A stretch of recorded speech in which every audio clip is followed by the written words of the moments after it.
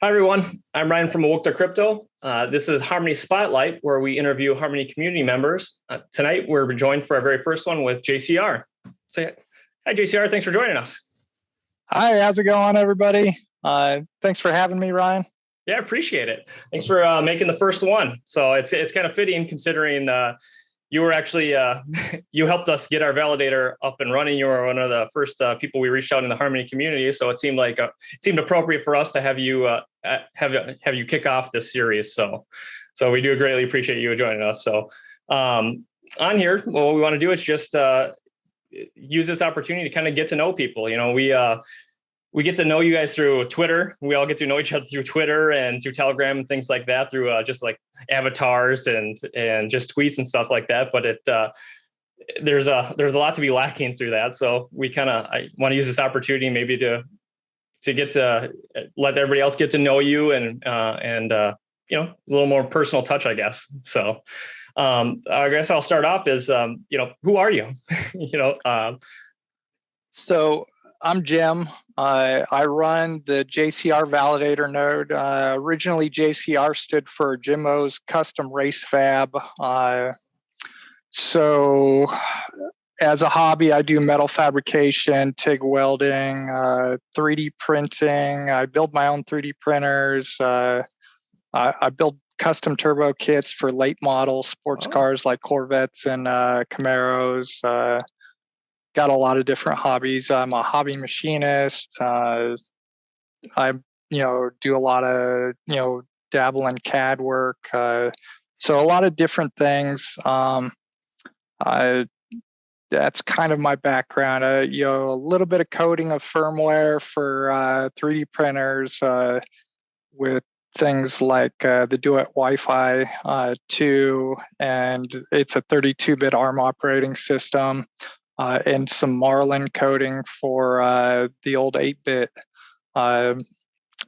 operating systems that 3D printers used. Oh, wow. So that's kind of my background. And I've just been trying to, translate everything over to the blockchain side. And also, eventually, the blockchain side will finance some of the bigger tooling for the metal fabrication and metal artwork that I do. That's fascinating. See, that's one of those things. JCR would have had no idea had anything to do with all the fabrication work and everything like that. One of small tidbits. I love it.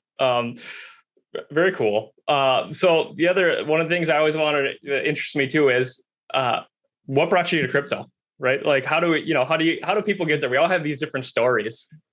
So initially, obviously, I've been following crypto for a few years, and I've been wanting to hop in for quite a while. But it was never that accessible. Where do you buy crypto at? Stuff like that. What do you do with it? And finally, I think it was like December, January timeframe. Bitcoin was pumping. Dogecoin, I call it Doge coin because it just sounds like it fits better. Yeah, it was, it was pumping, and so I decided, okay, it's time to do a deep dive and actually take my first steps. Sure. Get into crypto. I knew the term blockchain, but I didn't really understand it at the time. Sure. Yeah. So I thought, cryptocurrencies, I thought these were, like a way to exchange money, so on and so forth. So I decided to buy in. And I started off with the usual suspects. I bought some Dogecoin. I bought a little Bitcoin. I bought some Ethereum. Yep. I bought some Polkadot. I bought a bunch of different stuff. I bought some Cardano. ADA. I bought the blue chips, and then I started looking. I felt like I was behind the power curve. Sure. That I'd kind of missed the boat to, and I wanted to find something that hadn't taken off yet, but had the same potential as say like Bitcoin or ADA or any of the other big name blue chip, blockchains. Sure. So that's kind of how I found Harmony. Interesting. So they're. So, go ahead. No, I was gonna say. So you came into the crypto space. You're saying just probably last January, so maybe less than a year ago. Fascinating, yep. Fascinating. Because some people are so old. When I say old, we're talking relatively speaking, right? And what I love to hear about that is you and I's story aligns like almost perfectly, right? So I came in January also, and I have the exact same situation you did, right? Our group, there is 5 members, and we have one member who goes back to 2011, bought Bitcoin and lost it in Mount Gox, the famous Mount Gox. So we have a range, right? And then I'm the newest member, and have a very similar path like you. And I thought, I love that you found Harmony, because I did the same thing. I thought I was behind the ball, and I found Harmony. I'm like, what is undervalued in this bull run? And that's how I came across Harmony. I'm like, this looks so undervalued in this bull run still. And then the more research I did, I'm like, this technology is so solid, right? Like, it's like the team behind it, you do your own research, all that kind of stuff. And so I guess, that leads to that question. So what is it, undervalued? What about Harmony? What was it that seemed undervalued about it? What did you like about Harmony that attracted you? So first thing, I was on crypto.com. Okay. That's my primary exchange. It's the only one that serviced Texas at the time. Gotcha. Obviously from Texas then. Yes. Yep. And I think it still is the only exchange that you can KYC from Texas at this time. I'm not completely sure. But I was looking at what was moving. Early February, Harmony started moving, and I caught it going up. And so I started looking at it a little closer, and the team that's behind it was just insane. Yep. We're talking a PhD, PhD from Penn State, Stephen C. You look at Li Jiang, look at Leo. He's and RJ. Those are 2 big hitters on the engineering team. There's just, and look at their backgrounds. You're talking Absolutely. Apple, Google. You're talking Amazon. Yep. And I was like, okay, so they got something here. This is not a fly by night. This is not something that's just thrown together, and they're not out there trying to just kill Ethereum. And then what really captured my imagination was the cross-chain. Cross-chain interoperability, being able to move money between chains and operate on all chains. And that's what really, when I started looking at their roadmap, started looking at what they were doing, that's what grabbed me. Sure. And that's what continues to hold me. Well, that in the community has just been phenomenal. I've never seen I'm in a couple of communities, and across a couple of different genres, everything from 3D printing to automotive. And I have never come across a community more supportive and more tight-knit than the Harmony community. I couldn't agree with that more. We, besides the fact that using you as an example, right? When we reached out to you and you didn't know who we were, and we were these guys who were interested in running a validator. So I think you answered a just general question when I reached out to you on Twitter at one time and said, "Hey, where did you get those analytics that you posted?" And so then I took a shot in the dark. I'm like, "Hey, would you be interested in talking to us about, running a validator?" And you took an hour out of your night and met with us randomly, and it just speaks to, the community itself, but then, we recently had an issue with our validator where it went down. And what was amazing is the experience I had on Telegram as we go on Telegram, trying to troubleshoot and stuff like that. And everybody is like coming together Oh yeah. when we were the other guy in our group, the software engineer who kind of runs the validator, after he's done, he's like, that was amazing. He goes like 5 different people, other validators were all like, did you try this? Try this? How about doing this? This? And, it was like, bam. And it's like, and not that we view ourselves this way, right? But technically other validators are kind of a competitor, right? But it's, you don't view yourself that way. Like it's a community, but everybody came together. And like, we had another validator. I got a shout out to, I think it's Little Man now. Yep. But he rebranded, but he selflessly offered up his personal server that was like at his house for us to run on until we got our storage issue fixed. And it's just like, what a community, right? So I had to comment on that because I to echo your point, the community has been fantastic. So yeah, I was a new validator.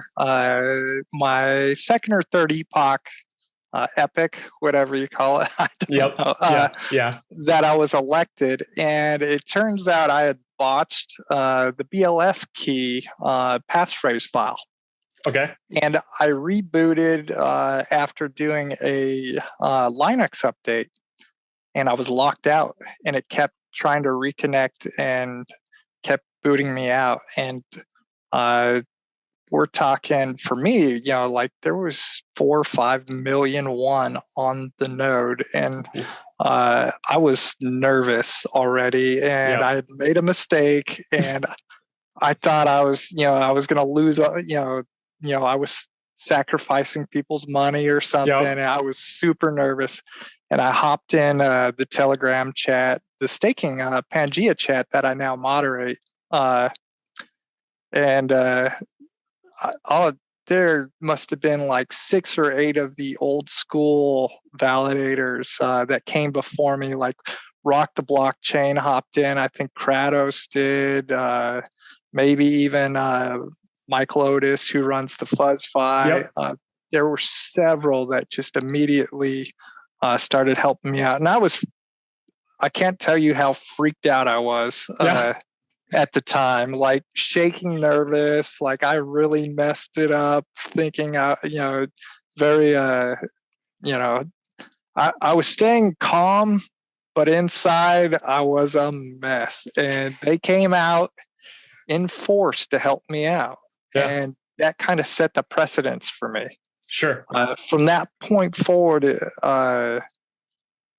it was as much pay it forward and help other people as I could. And that kind of, that's been driving me for a while. Sure. So, well, I can speak from our experience. You have been paying it forward. I mean, you paid it forward to us. And so I appreciate, thank you for that. But, it's amazing, you spent, they're still, some of those names you drop, I mean, all of them, they're still doing that stuff, right? And they're the original validator, right? Otis, FuzzFi, he was one of the first ones who dropped in a suggestion when our validator went down, right? Like he's one of the biggest validators out there. He doesn't need to bother him, but he still was right there answering a question, right? Like, and so it's not like anybody's grown too big that they don't care anymore or anything like that. So that's one of those amazing things about the community. So, and that's the thing is you see even the largest, most veteran members of the community still hopping in and helping each other. Absolutely. And,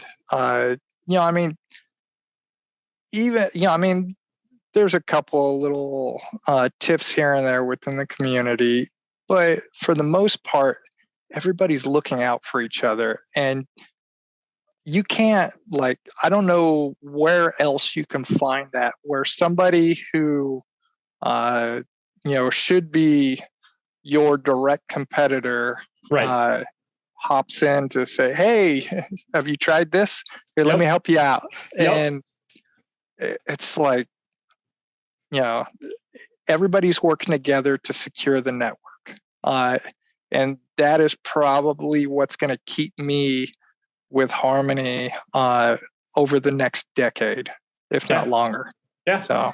Yeah, when we went down, which I want to just say, I can relate to your panic that you talked about, because I felt like our world is coming to an end. Here we are, so fortunate that we got elected in this short amount of time. I'm like, we just blew it. We're done. we're screwed. It's all gone. And Yeah. and it's that same thing. I just kind of relate to, I'm sure, what you were going through. But my point there is, some of several of the validators helping us out were unelected validators a couple of them still unelected, right?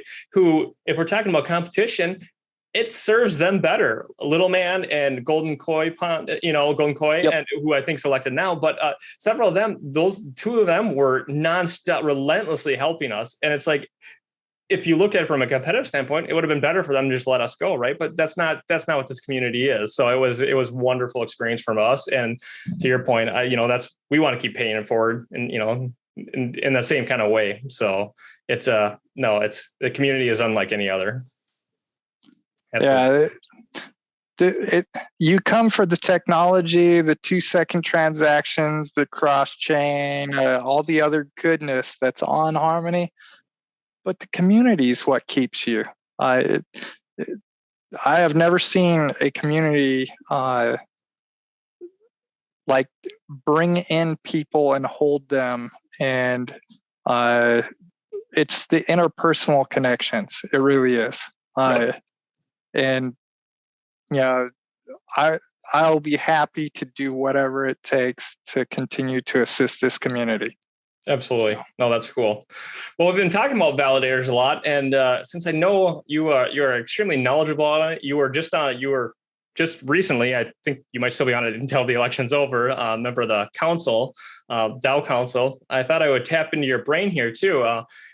Use this also as an educational opportunity. So we're talking about validators. We have a lot of people who leave their money on exchanges. I think they want to get into crypto and they don't quite understand what they can do with it. And then we have others who at least understand that they can earn some passive income, which and that part's great. And then some of them maybe don't fully realize when they're doing that, they're actually they're helping out the entire blockchain just by earning that passive income. So I want to use this. Why don't we go into what is a validator? So a validator is essentially a point on the network. It's a node. Like if you look at any other network, it is a point on the network that traffic flows across. Mm-hmm. And security is provided by staking with a node. Okay. That's how we secure the network in proof of stake. Versus, say, proof of work, where it's hashing algorithms, seeing what the hash rate is. That's the proof is staking. And each node has what's known as a BLS key, and that key signs every block that's created. There's actually a leader node. Currently, the leader node is internal to Harmony. But here very soon, that those leader nodes will be external. Sure. And the community validators will be operating as those leader nodes. But the leader node creates the block. 66% of the keys on that shard come along and they sign that block. And then the leader node moves on and starts generating the next block. And so that's kind of what a validator does. Is a validator signs blocks. They carry the stake weight, which is what allows security of the network. Okay. So when you're talking about, we'll just dumb this down a little bit, or not, I don't want to say dumb, simplify this a little bit is what we'll say, just for everybody. So when we're talking about, writing the next block and everything, so what we have the validators doing is, we're talking about all the transactions, right? So if I'm talking about, what we're talking about is if I'm sending money from my wallet to somebody else, or if I'm over on Sushi Swap, or if I'm on Viper Swap or something, and I'm in a liquidity pool or whatever it might be, or interacting, or if I'm buying NFTs on DaVinci, those are all the things, all these transactions, right? This is what's on the block, right? Anything that's being signed right now, that's what we're talking about, the BLS key signing, right? Yes. So the blocks fill up with transactions, I wouldn't say they fill up. I don't think we've filled a block yet. I mean, we've come close, sure. But the transactions fill onto the block. then the block is signed, and that's how you certify a transaction. Sure. Consensus is 67% signatures for the shard, for keys on the shard. Sure. And then that's how it transmits. And it takes just right around 2 seconds to complete a block. Okay. So each validator is authenticating all the transactions that are being done on the Harmony blockchain. They're saying the transactions, okay, yep, these all happen. They verify the record, and then that basically gets passed on and solidified into the blockchain. That's what they're doing. That's correct. Then it's a permanent part of the Harmony distributed ledger at that point. Perfect. Got it. Which, of course, is the whole point of blockchain, right? Is to open distributed ledger that we all have a record of. So, no shenanigans. So, yeah, I wish more people understood that. All the people that say, "Oh, blockchain gets used for illicit purposes." No, it's completely transparent. You can't hide anything on blockchain. If you want to launder money, it's the worst place to do it. Exactly. There's a lot better ways in traditional finance to do illicit things than on blockchain. So my next question would be, what made you want to become a validator? So participation. So I wanted to get involved. I was a community member for a while, and I was like, I don't know how to code, so I can't build anything yet. How do I get involved? And at the time, let's see, this was coming down from the previous, the last time one pumped to its all-time high. And I knew I was going to stick around for a long time.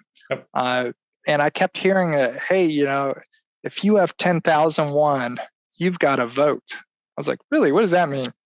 Like, you can, spin up a validator node. And I knew a couple of validators. At the time, I was talking with Mathis on Reddit, USS Harmony. I was talking with him on Twitter, talking with quite a few validators. Patrick from EasyNode, we were out there kind of targeting spammers and scammers just for fun. He's got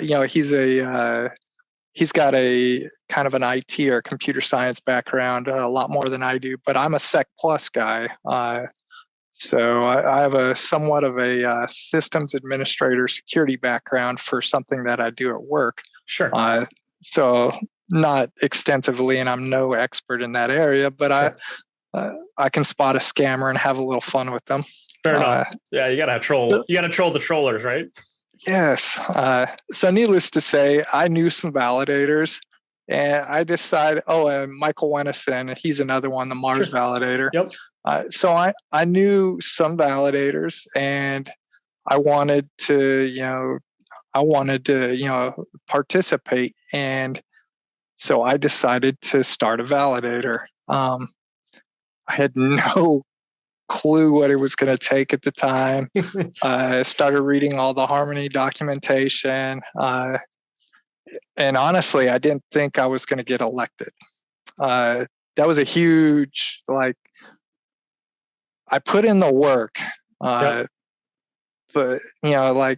I was like, there's no way somebody's going to come along with 5,000,001, which was like the barrier to entry at the time, and stake that much with me. There's just no way, that's going to happen. This was at a time when Harmony had only released 640 keys to the public. So you can imagine competition to get elected was high.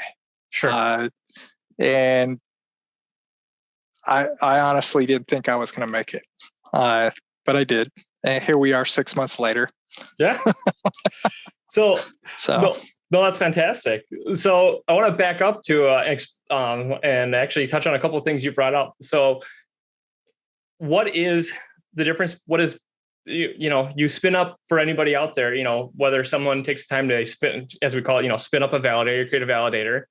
So you can make a validator, spin up a validator, but you're not elected. So are you not part of the blockchain yet, or are you? What's the difference between being elected and not elected, as you alluded to? So being elected means you're part of the consensus for signing each block. Okay.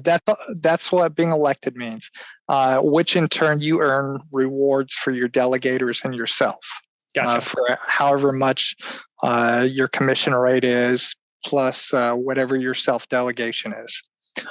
Being unelected means you're essentially part of the network, but you're not signing it and signing blocks.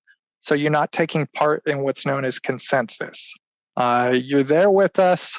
You're traveling along the same chain or the same highway that transactions, but you're not carrying transactions, essentially, is what it comes down to. So that's the key difference is, you're not signing blocks or part of consensus yet. Okay. So when we refer to staking, as most people, one of the common terminology, terms that we hear out there is staking. That's when staking, the same thing as delegating, right? So that's when you stake to a delegator, to a validator. That's when you're earning those passive rewards, right? So that's when you're getting that in Harmony 10% APY ish, around there. And so that's for elected validators only, right? So if you're staking to a non-elected validator, you're not earning that because they are not actually processing. Because if you're unelected, you're not actually processing those transactions we previously talked about, right? So all those transactions that get written and processed, those that are becoming part of the blockchain, as you're authenticating and becomes part of the blockchain, that's only for the elected validators, right? Correct? That is correct. Gotcha. And I will caveat on that, though. Yes. So there is an incentive to stake with unelected validators. Okay. Because when they come into election, if you really wanted to game it, you could kind of time it to see. A staking transaction only takes 2 seconds. Sure. To stake, but you could kind of time it. And if somebody was going to come into election and they were low stake, you could see a significantly elevated level of rewards for that epoch that they're in election. Now you're going to have to wait another epoch to undelegate, but you could see some very high rewards staking with unelected validators as they come into election. Yep. In fact, I'm currently staked with, I was staked with more unelected validators, but I think I'm down to 3 right now. So I'll have to shift again soon, as that's kind of my thing is supporting unelected validators. But if depending on when you stake with unelected validators, you may make out even better than, if you stake a portion. I usually recommend 10%. Stake a portion with unelected validators. You may end up actually coming out a little bit better than if you just stuck it with one middle of the road validator and watched over time. Sure. And that's because staking percentage is based off of, partly because they're asked to sign, correct me if I'm wrong, but they're asked to sign a large number of transactions once they get elected also, but they only have a small amount staked to them, right? So opposed to the 4 mil. So we're talking about elected validators might have 4, 5, 10 million or whatever it is in there. And so it gets essentially, they're asked to sign off on all these transactions. And then, so the staking rewards, they come right. That is the staking rewards. All that is basically incentive. Those are rewards that the blockchain pays out from signing those to the validator as a incentive for signing and verifying the network. Okay, and then the validator in turn gets to keep some of that, but they also have to as their job as validator is also to pay some of that to their delegators for staking with them as stakers. So correct me if I'm wrong, that's how we're working, right? Kind of. So except there's no control like that. Right. You're right. I said it like there's control, but that's this. You're right. It's automatic. The other kind of area, so it's not that they're collecting the rewards from the chain and just so they are the nodes do distribute the rewards to the delegators, but it goes to the delegators before the validator gets their cut, so to speak. Gotcha. Yeah.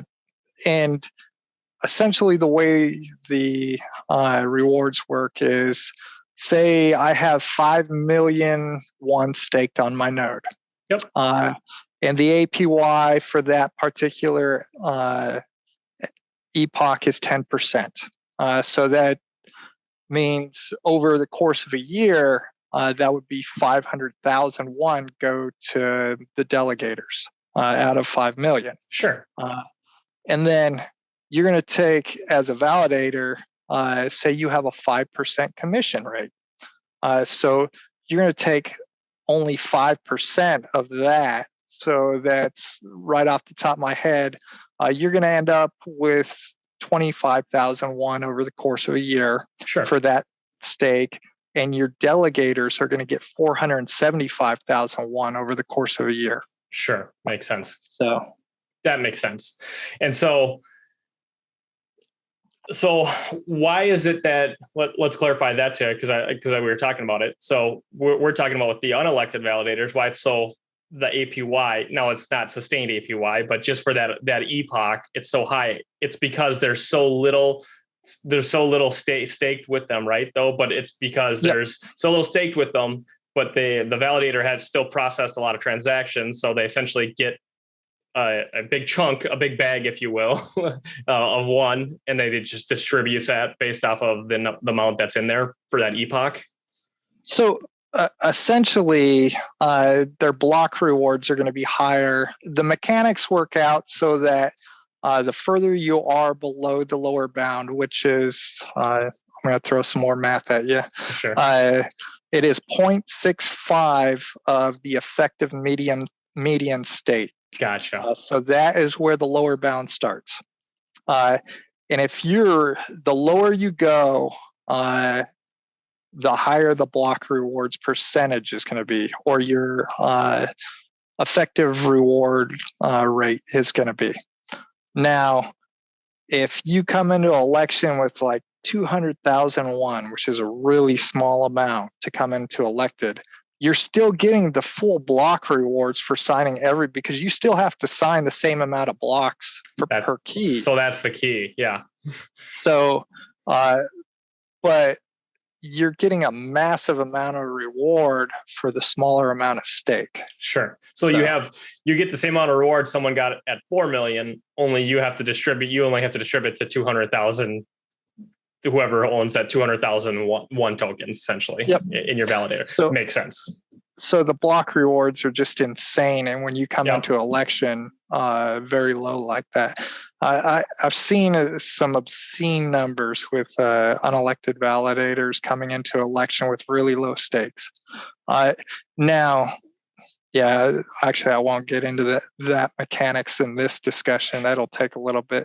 Fair enough. I can say that I think we were at like 285,000 when we got first elected. We got, and it was something ridiculous, over like 800, 1,000% for that epoch or something silly.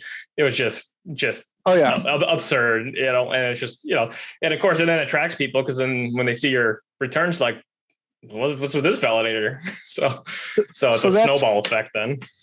That's kind of the idea, is that the lower bound or below the lower bound is incentivized. Sure. To get more validators into election. So we want to see the new unelected validators get those super high APYs so we can get them boosted into election. Now, once they reach, a certain level of stake, that's going to taper off rapidly. Sure. That makes sense. That makes complete sense. I gotcha. All right. That clears that up. So when we talk about, you said you stake with a lot, or you delegate to a lot of unelected validators. What is the importance, or why should anybody why does anybody want to? Why would anybody besides the high AP, the APY for that, or I guess the returns for that epoch or two or whatever it is as it tapers down? Why are we looking to, or why do you look to stake with unelected validators if you're not guaranteed those returns? The network. So long term. Yep. So everything I think is strategically. How far, and to the future can I look? Mm-hmm. The bigger the validator pool, the stronger the network, the more longevity, the more security, and the less likelihood anything can happen to the network. So the more validators that I can stake with that will come into election, and the more that I can support them, it's actually helping me in the long run, and you and everybody else in the community. Because the network has a better chance at survival. Sure. So that piece is kind of a self-interest for the, or an interest for the overall welfare of the community.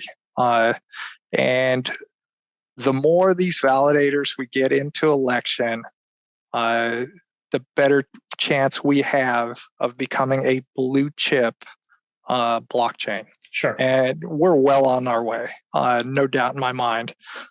In fact, we have more nodes elected than most of the blue chip chains at this point. Yeah. And we're not even close to, we want to keep going. And say 10 years down the road, we'll look back and there's 1,000, actually, it'll be a lot sooner than that, but 10 years down the road and we're still running over 1,000 independent validator nodes. Can you imagine the level of development that could be achieved with that? Yeah. Security and development over that period of time. Just look at the roadmap we've been able to facilitate over the last couple of months. It's been exponential.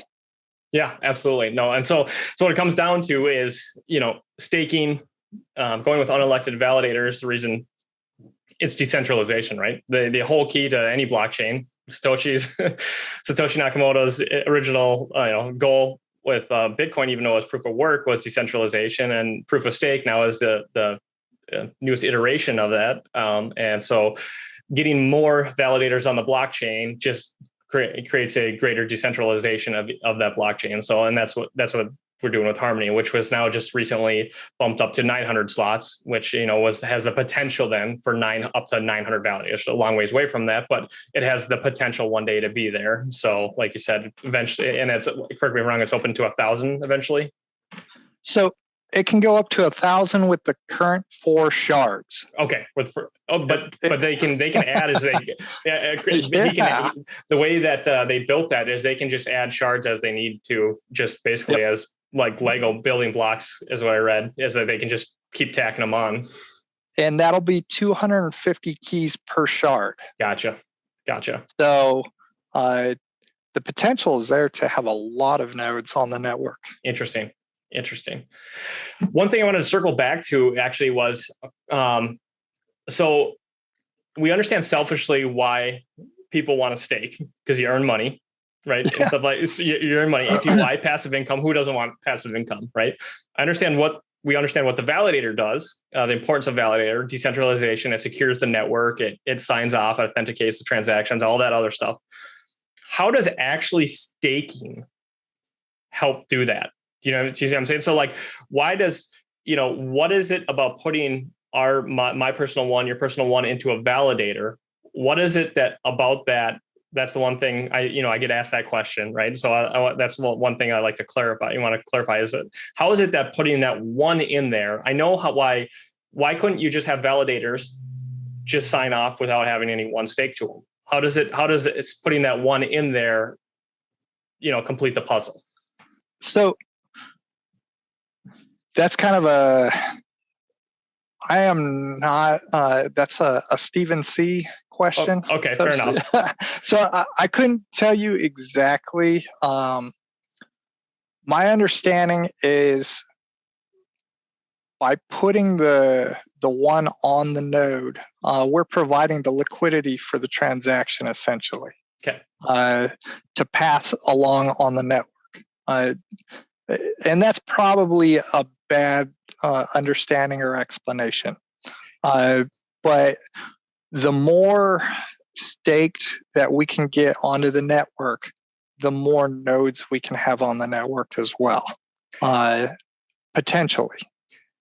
And from my understanding, I think the other part of it, and you could correct me if you think if I'm way off on this, part of it I think is if you look at it like kind of like a political system in the aspect too, is nodes are meant to be a representation, right? And so there's a reason why you use the terms elected and unelected also, right? And so that the reason you stake with a node is also because it gives it's essentially its power and its representation of the community. So opposed to if I were just to spin up a node and now have control on the network, I need and now to try and commit things, malicious intent of transactions or other things like that. The easy way to control that is you have to have other people or other community members, or you have to have enough of your own, which is a lot. You have to have enough one staked in there so that it's worth. You have to have that money, that one staked in there for a couple of reasons. One, because then it can be removed if it's other community members. If I'm committing malicious acts or trying to do double sign stuff like that, then it's that I can get slashed. And so if it's my own personal money, it'll count against me because I'll just start losing it. And the second thing is, if I'm trying to get away with stuff I shouldn't, community members, the rest of the community will say, this is a bad node. This validator is trying to get away with stuff they want, and they'll just empty out. And essentially I lose all power. I can't vote. Yes. I can't vote. I can't actually sign on the blockchain anymore. So my understanding too is I think a big part of it is it's essentially kind of duplicates a political system and that aspect. Governance, yeah. A governance system of, okay, those ones being staked are actually giving kind of power in that way to the validators to represent the represent everybody who is delegating. So, yeah, I mean, if a validator, for instance, does something malicious, like tries to, fork a moving, shard or something like that, change the consensus or something else, double signing's kind of more of an accidental, I would say double signing is more of an accidental type of bad behavior. Like you had a node, double sign a block, and we currently don't do double signing on Harmony anyway, although we will in the future. Sure. So slashing comes into play for stuff like that. So the security is you're holding your money and my money at the same time on this node, and you're risking that if I behave badly. Sure. And so that's part of the reason why I keep kind of a semi high self stake on my node to show my delegators, hey, look, I've got skin in the game too. Sure. That makes sense. So that makes sense. I gotcha. I'm not going to misbehave because I'd be hurting myself pretty significantly if I got splashed. Yeah. So I hear you. So, all right. That makes sense. Cool. Well, I think that kind of answers my questions I had about validators. I kind of wanted to kind of touch on everything and kind of use this opportunity to pick your brain. You have a lot of knowledge on them, and so I think there's a lot out the community doesn't fully understand, because I didn't fully understand it, and I'm still learning stuff like that. So I wanted to, see what we could do to maybe explain, and if anybody wanted to take the opportunity to watch us, maybe learn a little bit more. So thanks, Jimbo, for taking the time to, educate us and talk with me tonight. Hey, not a problem. I'll tell you something. I learn something new every single day. And when I stop learning, then it's probably time for me to stop. So that's just me. I have an unquenchable thirst for knowledge, and the moment that I think I figured it out, I hope somebody slaps me upside the head and tells me, shows me something I've never seen before. I want to get blindsided by new knowledge. So I'm with you. I'm with you. I'm constantly digesting something, books, books, videos, whatever it is. I don't think we ever stop learning. And so, yeah, that's a great outlook to have. So absolutely. So, all right. Well, thank you very much. Everybody, thanks for watching the video. If you liked it, hit like, subscribe, and look out for more. We're going to have a few more videos in this series talking about validators. So, all right. Thanks, everybody. Bye. Thanks for having me, Ryan. Y'all have a good day.